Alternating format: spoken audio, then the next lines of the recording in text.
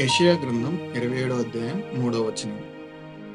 యెహోవా అను నేను దానిని కాపు చేయుచున్నాను, ప్రతి నిమిషమున నేను దానికి నీరు కట్టుచున్నాను.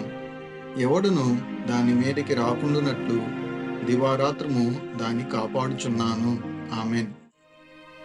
Isaiah chapter 27 verse 3. I, the Lord, watch over it. I water it continually. I guard it day and night, so that no one may harm it. Amen.